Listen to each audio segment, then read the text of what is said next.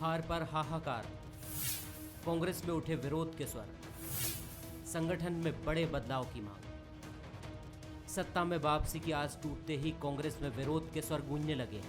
प्रदेश नेतृत्व पर अब तक बंद कमरों में कानाफूसी होती थी, लेकिन उम्मीदों के मुताबिक परिणाम नहीं आने पर पीसीसी चीफ कमलनाथ और पूर्व मुख्यमंत्री दिग्विजय सिंह के फैसलों का खुलकर विरोध होने लगा है। इतना तक कहा जाने लगा है कि लोकसभा में हार के बाद राहुल गांधी ने जिस परंपरा का निर्वहन किया था, वैसा ही उदाहरण प्रदेश कांग्रेस के जिम्मेदारों को भी करना चाहिए। हाँ, कहीं कहीं हमारे संगठन में कमी है। संगठन में बदलाव होना चाहिए सर, प्रदेश अध्यक्ष बदले अब जाने ये तो हमारी कहने से न तो बदलना है, ये हमारी नेता सोनिया जी को तय करना है। सर आपका क्या मत है सर? हमारा मत है, हम आपको बताएंगे नहीं। वास्तविकता में पार्टी के अंदर जो सिद्धांत राहुल गांधी जी ने पालन किया, जिस सिद्धांत को उनने स्थापित किया, वही सिद्धांत आज मध्य प्रदेश में सम्मानित कमलनाथ जी को भी पालन करना चाहिए और उनको नेता प्रतिपक्ष और मध्य प्रदेश कांग्रेस कमेटी के अध्यक्ष से इस्तीफा देना चाहिए। प्रदेश कांग्रेस के फैसलों को लेकर सोशल मीडिया पर भी छींटाकशी शुरू हो गई है। कांग्रेस नेता ब्रजभूषण नाथ ने ट्वीट करते हुए लिखा, खुलकर बताओ कैसे हार गए, सर्वे गलत था, मैनेजमेंट फेल था या आसपास के सलाहकार ही गलत थे। उधर प्रदेश कांग्रेस प्रवक्ता स्वदेश शर्मा ने भी हार को लेकर सवाल खड़े किए। इन सवालों के बीच पूर्व मुख्यमंत्री दिग्विजय सिंह ने कहा, उपचुनाव के बाद नई कांग्रेस खड़ी हुई है। नई कांग्रेस खड़ी हो गई चंबल ग्वालियर में। चंबल में हम लोग ज़्यादा सीटें मिली, ग्वालियर शहर की 2 में से 1 सीट मिली, ग्रामीण की 1 सीट मिली, भांडेर थोड़े से वोट से हार गए, शिवपुरी हम लोग अच्छे वोटों से जीत गए। कांग्रेस मैं पहले दिन से कह रहा हूं कि कभी खड़ी नहीं होगी। मेरी बात अहंकार में ले लेते हैं। जब मैंने कहा था उस समय कि ये सरकार 5 साल नहीं चलेगी, तब कह दिया 7वां जन्म लेना पड़ेगा। फिर मैंने कहा कि इन उपचुनाव में बुरी तरह से हारेगी, तो कई लोगों ने अपनी वीडियो वायरल करे कि मेरा नाम बदल देना अगर नहीं हो तो, और फलाना कर देना। आपने देखा कि बुरी तरह से हारी। हमारा एक एक कैंडिडेट 60-60 हज़ार से जीता है, 50 हज़ार से, 40 हज़ार से, 30 हज़ार से। विपक्ष के साथ कांग्रेस नेतृत्व से कांग्रेस सवाल कर रही है। नतीजों से पहले बंसल न्यूज ने भी कमलनाथ से 2023 की कांग्रेस पर सवाल किया था। क्या कहा था उन्होंने, आइए देखते हैं। क्या 2023 तक मध्य प्रदेश में हम आपकी भूमिका बहुत ताकत से देखेंगे? मेरा प्रयास रहा इन 15 महीनों में कि मैं मध्य प्रदेश की एक नई पहचान बनाऊं। मध्य प्रदेश की पहचान माफिया से नहीं हो सकती, मिलावट से नहीं हो सकती। भविष्य में इसी की उम्मीद करूंगा कि मध्य प्रदेश की जनता मुझे मौका देगी मध्य प्रदेश की सेवा करने। परिवर्तन प्रकृति का नियम है। ये भी सही है कि हर नाकामी के बाद सवाल उठते हैं, हार की समीक्षा भी होती है, नेतृत्व पर नैतिक दबाव भी बढ़ता है, परिवर्तन के स्वर भी गूंजते हैं। लेकिन सवाल उठाने वाले शायद भूल गए कि 2018 में कमलनाथ ही थे जिन्होंने कांग्रेस को फिर से जिंदा किया और 15 साल बाद सत्ता दिलाई। ये अलग बात है कि तब सिंधिया भी साथ थे। उपचुनाव में भी वे बीजेपी के योद्धाओं के सामने अकेले ही मैदान में थे। इस पर भी कांग्रेस को नए सिरे से मंथन करने की जरूरत है।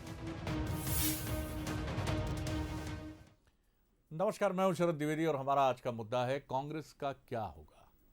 ये सवाल हर तथाकथित विफलता के बाद कोई व्यक्ति खुद से पूछता है, मेरा क्या होगा, आगे कैसे चलूँगा, क्या करूँगा, कैसे आगे बढ़ूँगा। कोई संगठन है, अगर उसकी नाकामयाबी है तो वो ये सवाल अपने से पूछता है, और कोई पॉलिटिकल पार्टी है तो वो भी खुद से बात करती है कि भाई अब आगे कैसे चलें। इस समय कांग्रेस जिस मकाम पर है, जहाँ खड़ी है, वहाँ से वो फिर उन रास्तों को देखने की कोशिश कर रही है कि आखिर ये रास्ते खुलते भी हैं तो बहुत लंबे समय तक खुले क्यों नहीं रहते हैं और बंद फिर क्यों हो जाते हैं। कमलनाथ जी के बारे में ये बिल्कुल ठीक बात है कि वो 2018 में कांग्रेस की सरकार बनाने की पूरी जो घटनाक्रम रहा उसके वो नायक रहे। भले ही बहुमत नहीं था, लेकिन मानने वाले बीजेपी में भी ये मानते हैं कि ये कमलनाथ ही थे जिनकी वजह से सरकार मध्य प्रदेश में कांग्रेस की बनी। अगर कोई और नेता होता तो शायद सरकार बनने में चुनौतियां होती। ऐसा नहीं कि सरकार नहीं बन सकती थी, लेकिन ये भी कहने वालों की कमी नहीं है कि कमलनाथ जी की अपनी स्टाइल ऑफ फंक्शनिंग है, उनके पास के लोग तथाकथित रूप से उन तक पहुंचने नहीं देते हैं, और ये भी मानते हैं कि कुछ चीज़ें वो जिस तरह से तय करते हैं उन चीज़ों से चुनौती पैदा होती है। लेकिन ये तस्वीर के दो पहलू हैं। जब आप सफल होते हैं तो आपकी हर चीज़ पर वाह वाह होती है, आपके जो नेगेटिव एस्पेक्ट हैं वो पीछे छिप जाते हैं, और अगर होते भी हैं कुछ नकारात्मक चीज़ें तो वो पॉजिटिव में बदल जाती हैं। और जब आप विफल होते हैं तो आपकी हर चीज़ पर सवाल पार्टी के भीतर भी उठते हैं, विपक्ष जो आपका प्रतिद्वंदी है वो भी सवाल खड़े करता है और मीडिया भी प्रश्न खड़े करता है। लेकिन इतना ज़रूर है कि ये सवाल ज़रूर पूछा गया कि दिग्विजय सिंह जैसे माहिर राजनेता को पर्दे के पीछे क्यों रखा गया, जबकि इस इलेक्शन में 2 सीटें ऐसी रहीं जो दिग्विजय सिंह और जयवर्धन सिंह जी को दी गई या मानी जाती हैं, ब्यावरा और आगरमालवा, और दोनों सीटों पर कांग्रेस ने जीत दर्ज की। क्या दिग्विजय सिंह को अगर बड़ी जिम्मेदारी मालवा निमाड़ में दी जाती, जयवर्धन जी का दायरा और बड़ा किया जाता, तो क्या ये चीज़ें और बेहतर हो सकती थी? अगर मगर की तमाम चीज़ें। लेकिन कांग्रेस कैसे आगे बढ़ेगी, जो अभी आलोचना के स्वर सामने आए हैं, ये किसी ऐसे नेता के नहीं हैं जिसको लेकर पूरी कांग्रेस चिंता में डूब जाए। ये उन युवा नेताओं के और उन मिडिल एज्ड लीडर्स के हैं जो अपनी बात कहते हैं। शायद वो पार्टी में किनारे पर रहे हों, इसलिए भी नाराज़ स्वर उनके फूटे हों। लेकिन फिर भी ये ज़रूर है कि जब आप असफल होते हैं तो कई प्रश्न उठते हैं। आज हम भी इन प्रश्नों पर सिलसिलेवार विचार करेंगे। जो मेहमान हमारे साथ हैं उनसे मुलाकात करिए। भोपाल स्टूडियो में मेरे साथ हैं भारतीय जनता पार्टी के युवा नेता, राष्ट्रीय स्तर पर टीवी पैनलिस्ट और खाद तो नहीं, नागरिक आपूर्ति निगम के पूर्व चेयरपर्सन डॉक्टर हितेश वाजपेयी, उनका बहुत स्वागत है। सुशील शर्मा जी हैं, सीनियर जर्नलिस्ट और एनालिस्ट पॉलिटिकल, हम उनका बहुत स्वागत है। और चौधरी राकेश सिंह चतुर्वेदी हैं, उनका मैं बहुत स्वागत करता हूं, सीनियर लीडर हैं और पूर्व कैबिनेट मंत्री रहे हैं। बहुत स्वागत है सर आपका। चौधरी साहब, आज आपसे शुरू करता हूं, मैं सुशील जी की तरफ में बाद में आऊँगा। मेहगांव भी चूक गए, पहले आप और बाद में पार्टी भी चूक गई, वो एक इंडिविजुअल बात हो गई, उसको छोड़िए। लेकिन कांग्रेस आज जहां खड़ी है, और आप कांग्रेस के वो सिपाही हैं जो बीच में कांग्रेस से नाराज रहे ज़रूर, लेकिन फिर जहाज़ के पंछी की तरह कांग्रेस पर ही लौटे।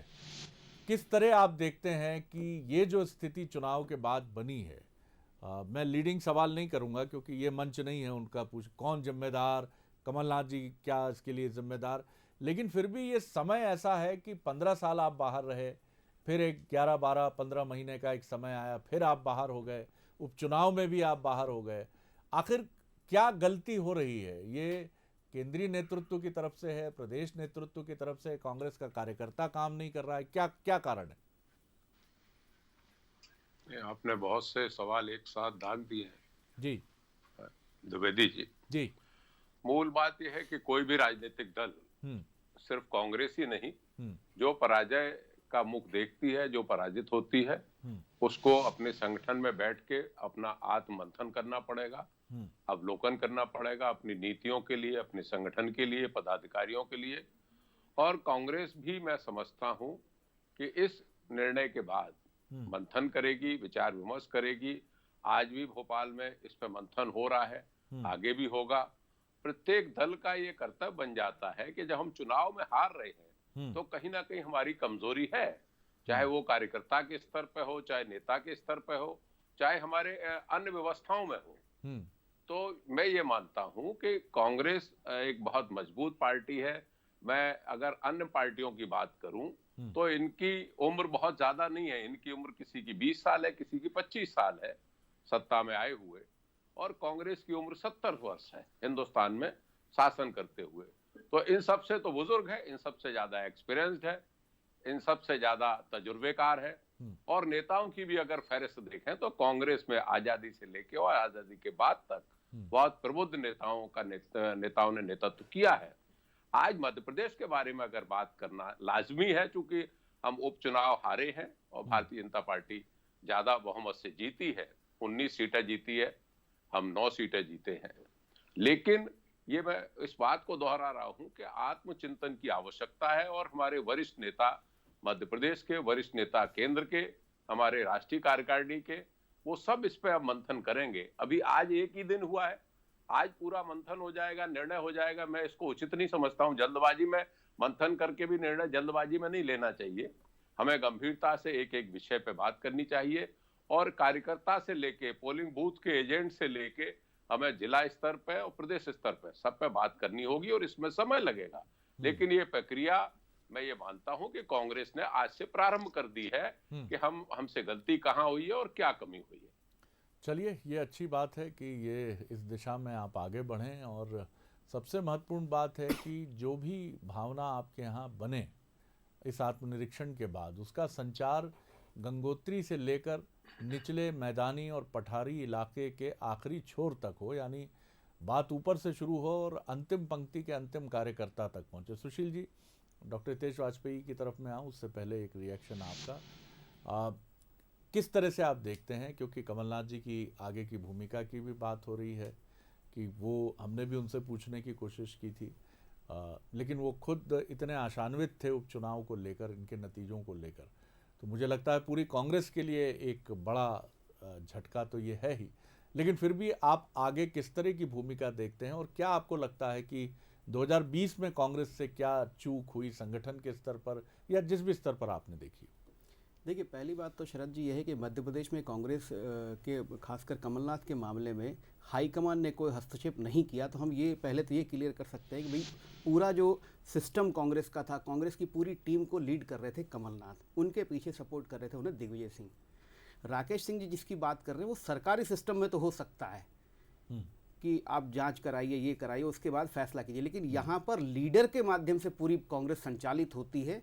अगर लीडर भी नीचे तक जाने की कोशिश करेगा वो बाद का मामला है। पहले तो आपको स्वयं जिम्मेदारी लेनी होगी, आपको ये बात स्वीकार करनी होगी, क्योंकि ये केवल ये पहली हार नहीं है। आपकी पहली हार तो मार्च में हो गई थी, जब आप अपने विधायकों को नहीं रोक पाए। अरे एक बड़ा नेता जा रहा था तो जा रहा था ना, लेकिन आपके विधायक कैसे चले गए? तो ये नियंत्रण आपका वहां पर फेल हुआ। दूसरी महत्वपूर्ण बात है कि आप जब इतने कॉन्फिडेंट थे, आपकी कंपनियां भी सर्वे कर रही थी, आपने बाहरी लोगों को भी टिकट दिए, माहौल भी अच्छा था, आपके हिसाब से मुद्दे भी बहुत अच्छे थे, आपके सर्वे भी ठीक आ रहे थे, तो फिर परिणाम अगर अनुकूल नहीं आए हैं तो फिर इसका मतलब है कि कहीं ना कहीं लीडर की गलती मानी जाएगी। और जब तक लीडर ईमानदारी से ये बात स्वीकार नहीं करेंगे, अगर आप इस तरीके से हाँ जांच की जाएगी नीचे, अरे नीचे के कार्यकर्ता क्या करेगा भाई? ऊपर से अगर जैसा फ्लो आता, आप देखिए ना राष्ट्रीय स्तर पे जो नरेंद्र मोदी जो फ्लो करते हैं वो पूरे नीचे तक जाता है और वो हारी हुई बाजी को जीतते हैं। कमलनाथ जी वो नहीं कर पाए हैं। मुझे लगता है उनको स्वयं जिम्मेदारी लेना होगी, और उम्र भी है, 2 बड़े पदों पर रह के मुझे लगता है कांग्रेस को अगर आपको खड़ा करना है तो आपको नेतृत्व तो बदलना पड़ेगा। और ये भी एक बड़ा सवाल है। मैं राकेश जी से दूसरे क्रम में जब मैं सवाल लेकर उनके पास पहुंचूंगा तो सवाल अभी उनके लिए खुला करता हूं मैं कि पॉलिटिकल फंक्शनरी ही मजबूत करके आप चुनाव जीत सकते हैं। आप चुनाव किसी और प्रणाली से राजनीतिक व्यवस्था में जीतने की कोई एजेंसी, कोई और मैकेनिज़्म कितना हो सकता है और कितना कामयाब हो सकता है, ये एक सवाल ज़रूर है। क्योंकि पीके यानी प्रशांत किशोर इसके एक्सपर्ट माने गए, लेकिन एक ही चुनाव में उनका जादू चला और उसके बाद तो ऐसा लगा कि उत्तर प्रदेश में उन्होंने ज़रूर राहुल गांधी जी के लिए कोशिश की थी, लेकिन जो खटिया वो लेकर आए थे वो खटिया ही खड़ी कर दी गई थी और लोग खटिया तक ले गए थे जहां खटिया बिछाई गई थी। तो ये बताता है कि राजनीति में लोगों का मानस समझना भी एक राजनीति है। डॉक्टर हितेश वाजपेयी। देखिए शरद जी, मैं नहीं समझता कि लोग इस बात को नहीं समझते हैं कि कांग्रेस क्यों हार रही है, और इसीलिए मैं आज आपका जो डिस्कशन है मैं उसको कह सकता हूँ कि उस बात को जिसको सब समझते हैं उस बात को केवल आप टेबल पे रखने का एक प्रयास कर रहे हैं, और मैं आपकी इस प्रयास की प्रशंसा करता हूँ। तो इस अवसर पर मैं ऐसा कोई वाक्य नहीं बोलूँगा जो राकेश जी को, उनकी पार्टी को या आपके इस प्रयास को ठेस पहुँचाए, ना मेरा ऐसा कोई उद्देश्य है। लेकिन जहाँ तक मेरा मानना है, केवल 3 बातें बहुत महत्वपूर्ण हैं। यदि हम सम अप करें किसी भी राजनीतिक दल को बेहतर होने के लिए, नेता, नीति और नियत। नेता यानी कि जो लीडरशिप है, जिसकी बात शर्मा जी ने भी की है, जिसके ऊपर चिंतन भी चल रहा है, नेता कैसा हो? तो नेता भाई ऐसा होना चाहिए लोकतंत्र में जो जनता के बीच जाता हो, उसका परसेप्शन ऐसा हो कि ये नीचे से आता है। ये नेता नहीं पहुंच जाता है कि कोई भी यदि घटना होती है तो वो व्यक्ति वहाँ पाया जाता है। मैं कांग्रेस पे बिना टिप्पणी किए मैं अगेन इसका उदाहरण यदि शिवराज सिंह चौहान का ही लूँ तो आपने मंदसौर की घटना देखी थी, कठिन घटना थी हमारे लिए शरद जी, आपको वो दौर याद होगा। आसान घटना नहीं होती है जहाँ पर एक कोई आंदोलन किस्म का हो और उसमें चाहे कारण कुछ भी रहे हों और वहाँ पर गोली चालन हो जाए और मृत्यु हो जाए, क्या समझाएंगे आप बताइए।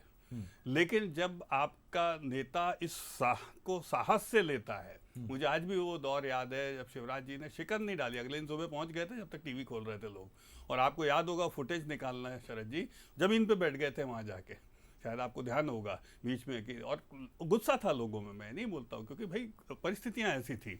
तो मुझे ऐसा लगता है कि नेता जुझारू अच्छा लगता है, और ऐसे कई उदाहरण है। कैप्टन अमरिंदर सिंह है कांग्रेस में, और लोग भी हैं हम लोग जिनकी बात करते हैं, इवन आपके कुछ युवा विधायक हैं, पटवारी जी नहीं है लेकिन कुणाल चौधरी जैसे कुछ विधायक हैं जिनमें इसके अंश हमको दिखते हैं जिन्होंने ये किया है। और दूसरा एक बहुत बड़ा आरोप जो कांग्रेस के ऊपर लगता है शरद जी कि भाई ये पावर ट्रांसफर इनके यहाँ परिवार में होता है। तो ठीक है, हम समझते हैं कि गांधी परिवार का विकल्प नहीं है शरद जी, कोई बात नहीं, फाइन, लेकिन कम से कम नीचे यदि वो होता दिखता है तो कार्यकर्ताओं में एक उत्साह बनता है कि नहीं हमें भी आगे बढ़ने का मौका मिलेगा।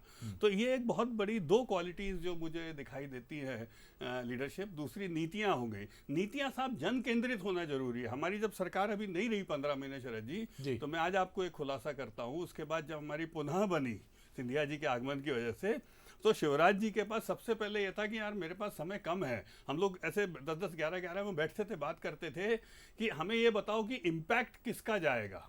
कम किसानों के लिए पहले काम कर दे कि छात्रों का करके, बजट भी लिमिटेड था शरद जी, तो एकदम से 165 रुपए बोनस भी नहीं दे सकते थे। तो मुझे लगता है जन केंद्रित नीतियां न केवल बनाना, उनका होते हुए दिखना जरूरी है, क्योंकि दूसरी चीज ये थी डिलीवरेबल नहीं आए। और तीसरी सर आखिरी बात बस बोलना चाहूंगा, नियत। ये सब करते हुए आपकी एक इंटेंशन फेयर दिखना चाहिए। या तो आप बहुत अच्छे कलाकार हो जाओ तो दिखाई दे, या फिर वाकई में कर लो।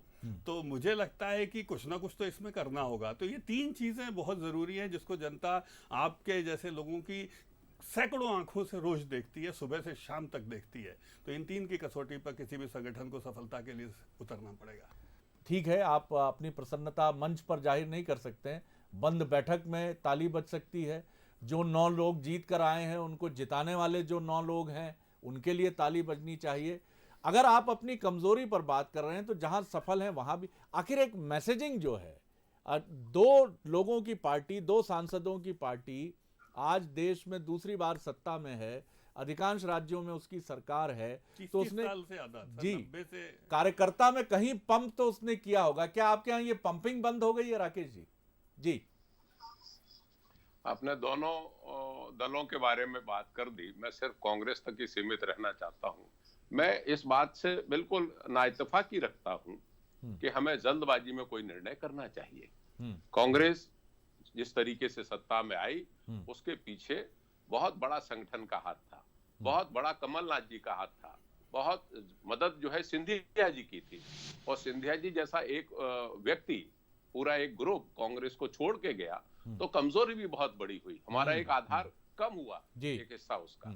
लेकिन उन परिस्थितियों के बाद भी जब सरकार गिरी तो कमलनाथ जी ने जिस तरीके से चुनाव लड़ने की कोशिश की, और निरंतर आप भी देख रहे थे, सारे मीडिया के लोग देख रहे थे, प्रशंसा उमा जी ने भी की है आज। जी जी हाँ, उमा जी चूंकि थोड़ी सी निष्पक्ष है और वो कभी कभी सत्यवाद बोल लेती है, सत्यवाद बोल लेती है। चुन चुन के अंगूर खा रहे हैं आप। जी जी जी, चुन चुन के अंगूर खाएंगे तो सर सेहत नहीं बनेगी। नहीं, अब जो दिलदार है, जो निष्पक्ष तरीके से अगर किसी की तारीफ करेगा तो वो उमा जी हो, तो मैं तो उनका हृदय से बहुत आभारी हूँ, हृदय से हूँ कि वो सही बात कहने के लिए जानी जाती है। लेकिन वर्तमान परिवेश में अगर जल्दबाजी में, जैसा भाई सुशील जी कह रहे हैं, वरिष्ठ पत्रकार हैं, कि आपको तुरंत निर्णय करना चाहिए, तुरंत सोचना चाहिए, ये कांग्रेस आज मंथन कर रही है राज्य में, फिर संगठन की बैठक होगी, संगठन में मंथन करेगी, फिर ये दिल्ली में बैठक होगी, दिल्ली में मंथन होगा। और कोई ऐसी चीज नहीं है, कोई भी कांग्रेस का प्रदेश अध्यक्ष हो, चाहे लीडर ऑफ अपोजिशन हो, कि आपने कहा और उन्होंने जाके इस्तीफा दे दिया। भाई जिस हाथ में दिया जाएगा विचार किया जाएगा, और कैसे उसको डिलीवर करना उस पर विचार किया जाएगा। कांग्रेस, मैं फिर आपसे उस बात पे आ रहा हूं कि ग्रास रूट से लेके, जमीन के कार्यकर्ता से लेके और बड़े स्तर तक कांग्रेस अपने आप में बहुत मजबूत है। कांग्रेस किसी प्रभाव से प्रभावित नहीं होती है, कांग्रेस को कोई प्रभावित नहीं कर सकता है कार्यकर्ता को। जैसे भारतीय जनता पार्टी के कार्यकर्ता को प्रभावित किया जाता है, उस पर एक अंकुश लगाया जाता है। राकेश जी, मैं कांग्रेस पे नहीं बोल रहा हूँ, तो इसलिए ऐसा मत सोचिए कि आप बिल्कुल देखिए, एक बहुत बड़ी बात मैं आपको बताऊंगा, इतना बड़ा सेटबैक आपको बिहार में भी रहा, मध्य प्रदेश भी रहा, सभी में रहा, पूरे 11 राज्यों के चुनाव में कहीं कांग्रेस का परफॉर्मेंस नहीं है। तो आप मजबूत ठीक है, आप बोलिए उत्साहवर्धन के लिए अच्छा है, लेकिन सांख्यिकी में नहीं है। और उसके बाद भी आपके राष्ट्रीय अध्यक्ष का चुनाव ना होना, लंबे समय तक असमंजस बने रहना, ये आपकी चुनौती है। अगेन, मेरा कोई उपहास उड़ाने का विचार नहीं है, लेकिन आपकी चुनौती है साहब, इसका डिनायल नहीं कर सकते। सरज जी के बिना इंटरव्यून के आपने मौका ले लिया। नहीं सर, आप बोलिए, मैं सोचता हूँ कि नियमों का पालन भी तो होना चाहिए। ऐसा कोई नियम नहीं है तो नहीं, आप बोलिए, कोई बात नहीं, बोलिए चतुर्वेदी साहब, बोलिए। हम बात कोई कंडिका बताइएगा नहीं, भी नहीं जा रहा हूँ जी। एक राष्ट्रीय अध्यक्ष को एक भारत का गृह मंत्री बांह पकड़ के पीछे खींच देता है, मैंने वो विजुअल देखा है, तो मुझे समझ में आता है कि किस राष्ट्रीय दल का अध्यक्ष कितना ताकतवर। सर, हम आज विषय राकेश जी, जैसलमेर चले जाना आज की अच्छी बात है, राहुल जी का दूसरी चीजों छुट्टी पर चले जाएंगे, छुट्टी पर आज चले जाना है, बड़ा प्रश्न है देश के सामने जी। आप सोचिए कि कार्यकर्ता बेचारा घर पे बैठ के क्या सोच रहा है। आप विचार प्रवाह इधर उधर ना हो, मैं दोनों मित्रों से आग्रह करूंगा, समझने ही नहीं चाह रहे हैं जी। चौधरी साहब, कांग्रेस पर हम लौटते हैं फिर कि आप बातें कांग्रेस कर रहे थे जी। मैं उसी पे बात करना चाहता हूँ। कांग्रेस के लिए ये समय बहुत संकट का समय है, कांग्रेस के लिए समय बहुत मंथन का समय है और बहुत गंभीरता से निर्णय करने का समय है। लेकिन जब हम गंभीरता शब्द का इस्तेमाल करते हैं तो उसमें जल्दबाजी का कोई स्थान नहीं है, क्योंकि आपने 2 कार्यकर्ता के आपने स्टेटमेंट सुनवा दिए और उसके आधार पर लाखों कार्यकर्ताओं को धन किराया कर दिया जाए, इन 2 कार्यकर्ताओं के ऊपर पूरा परिवर्तन कर दिया जाए। चौधरी साहब, आप अपनी बात पूरी कर लें तो मेरा एक प्रश्न रहेगा आपसे ही, क्योंकि आप बहुत विद्वान राजनेता हैं जी। आप अपनी बात पूरी कर लें। आप हुक्म करिए, बात पूरी होगी, आप तो प्रश्न करिए। जी, मैं निवेदन ये कर रहा हूँ, आपसे पूछ ये रहा हूँ कि कांग्रेस में 2 प्रकृति हमने देखी कार्यकर्ताओं की, और कई वरिष्ठ कार्यकर्ता हैं जिन्होंने आज अपनी बात कही है, उनका कद और उनकी हैसियत, मैं उनके सम्मान के साथ ये कहूँगा कि उससे कांग्रेस की सेहत पर कोई फर्क नहीं पड़ेगा। लेकिन कांग्रेस की सेहत पर फर्क तब पड़ता है जब चौधरी राकेश सिंह चतुर्वेदी कांग्रेस का साथ छोड़ते हैं। कांग्रेस की सेहत पर फर्क तब पड़ता है जब ज्योतिरादित्य सिंधिया कांग्रेस का साथ छोड़ते हैं। कांग्रेस की सेहत पर फर्क तब पड़ता है जब 22 विधायक और उसके बाद भी 4-5 विधायक कांग्रेस का साथ छोड़ते हैं। और कई लोग कांग्रेस में रहते हुए, उसमें कई बड़े नेता भी हो सकते हैं जो कांग्रेस में रहते हुए भी वो मन से कांग्रेस के साथ नहीं है, वो शरीर से कांग्रेस के साथ है। और इस इलेक्शन में भी हमने उनकी चुनौती को महसूस किया है कि वो नज़र नहीं आए तमाम चीज़ों के बाद। कमलनाथ जी अकेले लड़ते रहे। आखिर ये चीज़ मैं समझता हूँ कि इस फोरम पर आपके लिए कई बातें आपका कहना उचित नहीं होगा, लेकिन मैं ये सवाल तो आपके सामने रखूँगा ही कि एक तरफ बीजेपी है, दीपक जोशी मानते हैं, पवैया जी मानते हैं, जो नहीं मानते हैं वो बीजेपी में जाके चुनाव लड़ते हैं और हार भी जाते हैं। लेकिन बाय एंड लार्ज एक बड़ा समूह, हम लोग भी मीडिया के विश्लेषक ये मान रहे थे कि बीजेपी का स्वाभिमानी कार्यकर्ता कैसे स्वीकार करेगा, बड़ी कॉन्स्टिट्यूंसी में बड़ा एक परिवर्तन हो रहा है, लेकिन बीजेपी सब मैनेज कर लेती है। इसको आप सत्ता भूख या सत्ता पिपासा, इसको आपको बीजेपी के अनुशासन की निगाह से मैं ये कह के जोखिम भी उठाता हूं कि आप एक पक्ष की तरफ से तो नहीं बोल रहे हैं, लेकिन मैं ये जोखिम उठा के सवाल तो पूछूंगा सर जी। नहीं, आप बिल्कुल आपने दुरुस्त कहा और आपने व्यक्तिगत मेरे प्रकरण को भी उजागर किया। सिंधिया जी के साथ साथ मैं ये कह चुका हूं, मेरे जीवन की सबसे बड़ी भूल थी भारतीय जनता पार्टी में झांसे में आना, और जिनके झांसे में आए वो भी सब उजागर है, मैं मध्य प्रदेश की जनता के सामने कह चुका हूं। और मैं दक्षिणपंथी विचारधारा से कतई मेल नहीं खाता हूं, मैं मिजाज से सोशलिस्ट हूं और कांग्रेसी हूं। आपने जहां तक बात की कि कई लोग छोड़ के गए, तो मैं यशवंत सिन्हा का नाम गिना रहा हूं आपको, मैं आपके शत्रुघ्न सिन्हा का नाम गिना रहा हूं। ऐसे कई नेता भारतीय जनता पार्टी को छोड़ के गए। मध्य प्रदेश में भी आप जिस तरीके से कई लोग बीजेपी को छोड़ के गए, मेरा ये मानना है कि ये राजनीतिक उठापिटक चलती रहती है। उत्तर प्रदेश को अगर हम गौर करें तो कई लोग इधर से उधर कई वर्षों में हो गए, बिहार में कई बार इधर से उधर हो गए। इससे ये नहीं कहा जा सकता है कि कोई पार्टी कमजोर हो गई है। कांग्रेस की जहां तक आप बात कर रहे हैं, कब कहा जाए कमजोर है? जब 2 सांसद रह जाएं, अटल जी और अडवाणी जी। वो तो शुरुआत थी सर जी। चलिए बात पूरी तभी कमजोर नहीं गए थे जी। चौधरी साहब जब आपके लेवल पे आ जाए जी। चौधरी साहब चलिए ठीक है जी। जी जी मैं अनुरोध ये कर रहा हूं कि ये रिजल्ट वास्तव में चिंतन के लिए है, विचार के लिए है, लेकिन विचार का मौका तो देंगे आपके। कमलनाथ जी ने भी इस बात को कहीं कहा है कि हम बैठ के चिंतन करेंगे, मनन करेंगे। और कांग्रेस को अब एक 72 वर्ष का आदमी, इतनी जिसने सभाएं ली और इतनी भीड़ आई, मैं तो इस बात का साक्षी हूं। और मैंने मीडिया में भी देखा, बिल्कुल शरद भाई, ये आप ठीक कह रहे हैं जी, कि शुरुआत के दिनों में ये लगा कि ये अवाम आ रहा है, ये पूरी अपने अपने तरफ से आ रहा है। आपने भी कहा कई बार कि एकत्रित की हुई भीड़ नहीं लग रही है, लेकिन बाद में चुनाव आते आते अब क्या परिस्थिति बन गई, मैं कतई उस पर नहीं जाना चाहता हूं। लेकिन अब रिजल्ट आया है, लोकतंत्र में शिरोधार्य करने वाली बात है।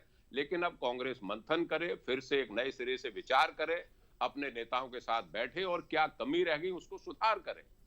इसका मौका तो मैं समझता हूं मध्य प्रदेश के मीडिया भी देगी और मध्य प्रदेश के बुद्धिजीवी भी देंगे। आप इसका सपोर्ट करते हैं कि 2023 तक कमान किसी न किसी रूप में कमलनाथ जी अपने हाथ में रखें, चाहे वो प्रदेश अध्यक्ष की ना हो, लेकिन एक सीनियर लीडर के नाते वो मध्य प्रदेश में निरंतर सक्रियता अपनी इसी रूप में रखकर कांग्रेस का नेतृत्व करें?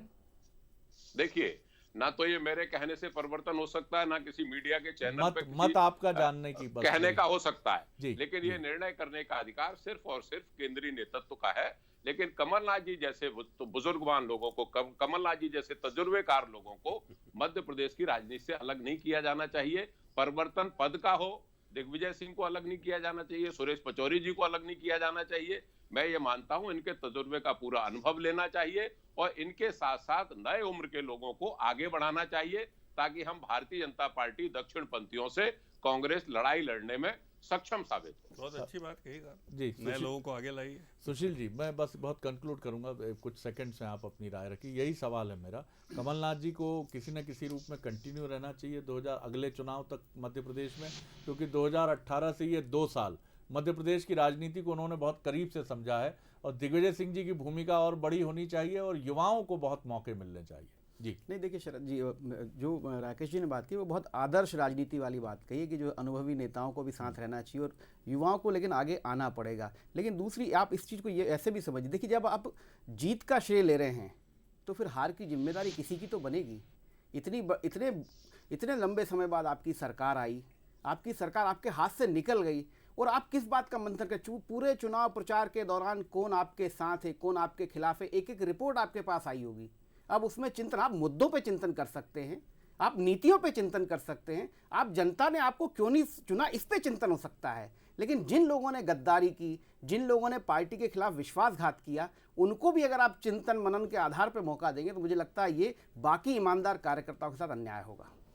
बिल्कुल, मुझे लगता है कि ये रेट्रोस्पेक्शन एक बड़ी समग्र प्रक्रिया है और इसमें सिर्फ अपने को कोस कर या खुद भी जिम्मेदारी लेना, कई बार माफ़ कीजिएगा, एक प्रहसन से अधिक कुछ नहीं होता है। और वो सिर्फ एक आई वॉश भी कई बार साबित होता है कि आप लोगों के सामने या मीडिया के सामने एक जिम्मेदारी लेकर आप निकल जाते हैं। आप जिम्मेदारी लीजिए, लेकिन जिम्मेदारी उसके साथ ये भी लीजिए कि 2023 में कांग्रेस और मजबूती के साथ सामने आएगी। आप जिम्मेदारी ये भी लीजिए कि तमाम महत्वपूर्ण पदों पर युवाओं का प्रतिनिधित्व बराबर दिखे। आप जिम्मेदारी ये भी लीजिए कि आप पार्टी को संगठनात्मक तौर पर एक बहुत मजबूत कड़ी के रूप में खड़ा करेंगे। इस पर तो कांग्रेस की तवज्जो ज़रूर होनी चाहिए। हो सकता है ये सारी समस्या की जड़ केंद्रीय इकाई से कहीं निकलता हो, ये कांग्रेस का विषय, इस पर हम टीका टिप्पणी नहीं कर सकते। बहुत धन्यवाद राकेश जी, धन्यवाद डॉक्टर वाजपेयी, धन्यवाद सुशील जी। बने रहिए बंसल न्यूज़ पर। नमस्कार।